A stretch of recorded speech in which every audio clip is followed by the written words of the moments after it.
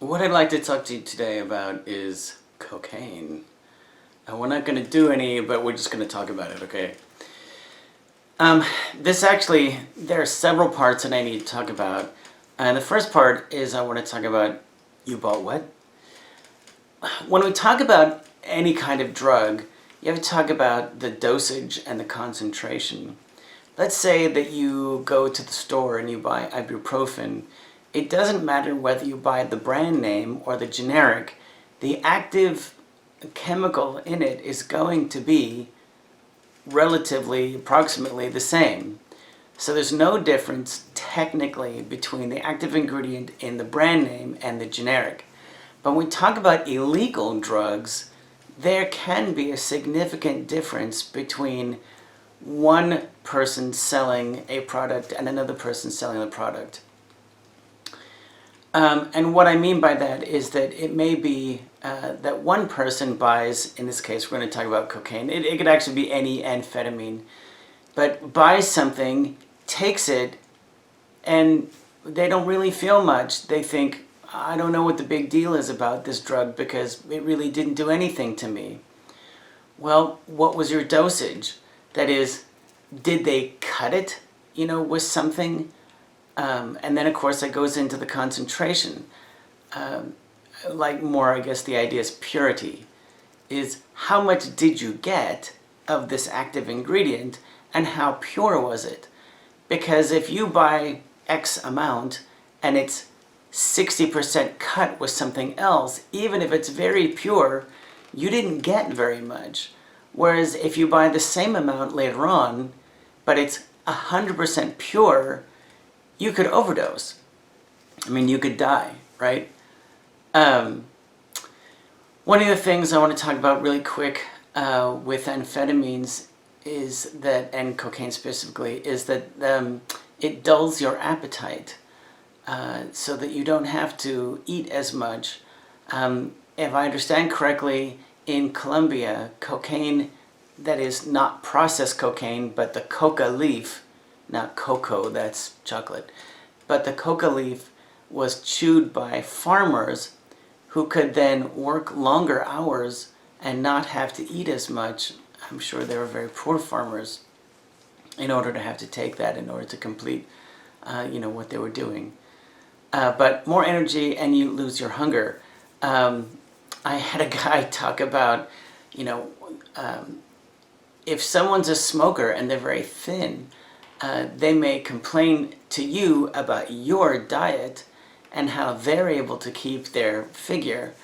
But in fact, one of the things that happens with someone who quits cigarettes is oftentimes they gain weight.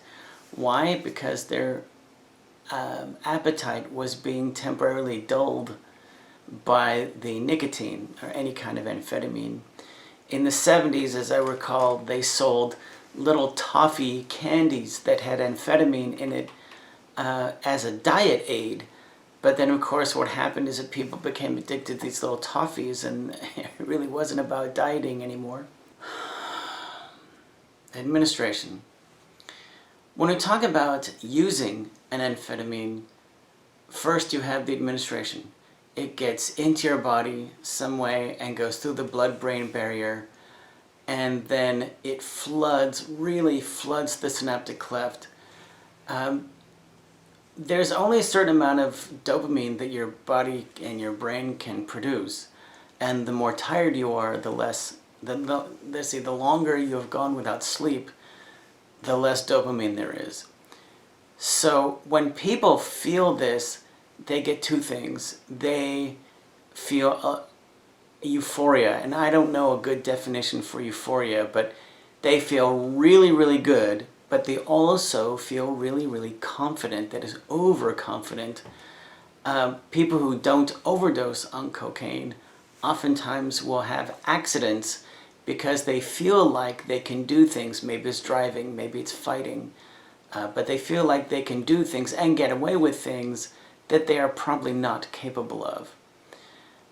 So not only does the synaptic cleft get flooded with dopamine, but there's so much dopamine that the little vacuum cleaners at the end of the axon get clogged. That is, the it can no longer reabsorb dopamine. So you have lots and lots of dopamine that are bouncing all around the synaptic cleft and cannot get out. So they continue to activate the dendrite over and over and over again with a significant amount of dopamine. So that's when you feel high. What happens though is that cannot last forever. Eventually, the dopamine is either metabolized by the body or it is eventually reabsorbed by the axon. The problem with this is that you really end up with almost no dopamine left in the synaptic cleft really at all. And so, because dopamine makes you feel content, good, whatever, I don't know how else to explain that, is when you don't have any, you feel bad. You feel depressed, you're tired, you don't really have any energy, and that's what we call the crash. Okay. Each time an illegal drug is used, your brain reacts. Oh, it doesn't have to be illegal, but so let's say a strong drug. Like the idea is, how many cigarettes do you have to have before your brain your brain biology, your structure, then we're talking about dendrites and dendritic receptors now, how many cigarettes do you have to have before your brain actually is affected at all? And the truth is, probably within the first 2 or 3. Now, you're not addicted by the first 2 or 3, but your brain is changed. How? And what I want to move into is talking about tolerance.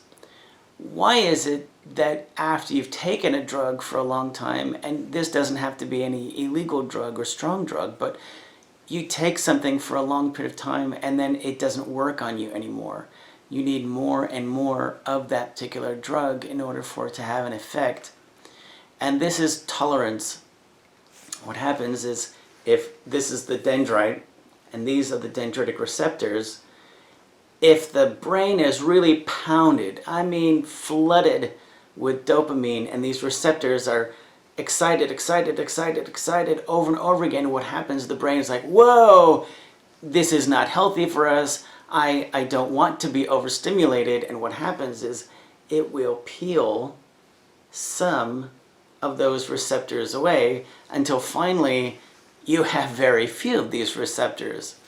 Well, so what? What does that mean? Well, just what tolerance means. If you don't have, very many receptors, you've got maybe 2 or 3, and it takes a lot more, right, of this chemical now to excite the dendrite and go on to the next neuron. What happens then, I'm not sure that I'm explaining this very well, but in practice, what this means is, let's say someone has been taking cocaine or methamphetamine or something like that for a while. Why do they need more? Well, because there are fewer of these receptors. And the dendrite now will only respond to a huge, massive influx of dopamine. Well, again, what does that mean? So, who cares? Well, imagine this. Someone who's been on cocaine for a long period of time, they wake up in the morning, they almost feel suicidal, and they may feel sick and ill. So they administer cocaine. Now, in this particular case, it's not to get high. They're not taking cocaine because they want to feel high during the day. They need cocaine now just to feel normal. And that's really the biggest thing I want to emphasize. That's what drug tolerance means to an addict, is that now it's no longer a case of, I want to get high, I want to feel good, I want to feel whatever this drug makes me feel. This is, now I need to administer it just to feel normal. And it's actually worse than that. Because really what happens is, if you don't re-administer that drug within a certain time period, is you could go through serious withdrawal. Someone who's been using a drug for a long time can actually die from the effects of withdrawal. Your body goes into shock, and I can't remember all of the things that happen to cause death, but it's bad news. So there comes a point in time where initially it's the addicts that they could go without it if they wanted. If you want to talk about psychological addiction, is I think I need it just to calm down. That there's a matter of choice involved. But once someone becomes physiologically addicted, there's no choice anymore. Is they have to use. So the losing of dendritic receptors is called downregulation. Well, so now it may be that the drug really has no effect on you at all. You're just taking it to survive physically. Let's see. Think about this. One of the stories I usually say is, oh, let me go back. Because why do you need cocaine all the time now? If you just stop, won't your brain continue to make it? And the answer is not really. Is that your brain will produce less dopamine than it did before you started taking, in this case, like cocaine or some kind of methamphetamine. Let me tell you this story. It'll make it maybe a little more clear. Bodybuilders who take synthetic steroids, this synthetic testosterone, what happens to their body after they've been taking it for a while? Well, if there's a huge amount of testosterone in the male body doesn't need to make testosterone anymore, and the testicles will actually shrink. They'll shrink in size because they're not having to do the job that they were designed for. So if you think about this in the case of someone who's using amphetamine all the time, is their brain probably doesn't make as much dopamine normally as it would.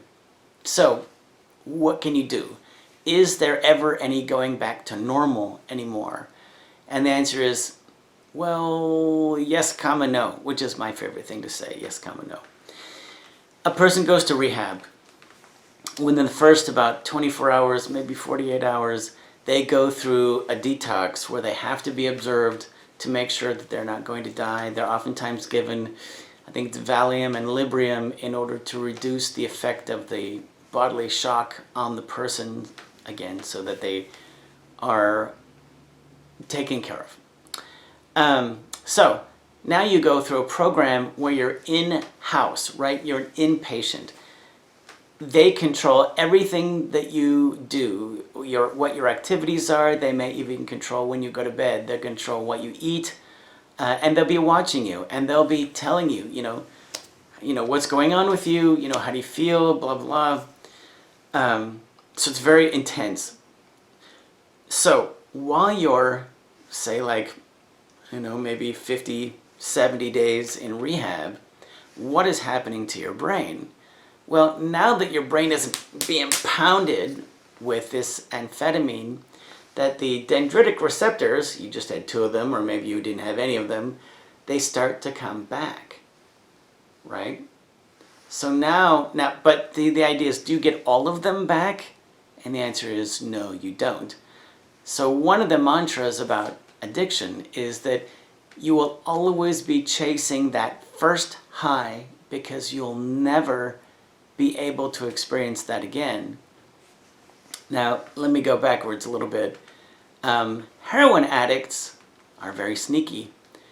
What a heroin addict will do is they get to the point where it's not working on them, that they're using it because they are in physiological dependence now. They're addicted, and that they'll check themselves into rehab, right? And they'll be able to go through rehab in order to get those dendritic receptors back. And then when they leave, what happens? Yes, is that they can get high from heroin again. Now, are they going to get as high as they did the first time? No. But they can actually get high from that particular drug again. Addiction is very, very destructive, both to the person, physically, mentally, but it just ruins the person's life financially, emotionally, any kind of family connections they had are probably gone because the person's been lying and stealing for so long. It's just bad. I can't think of too many things that are worse than physiological addiction.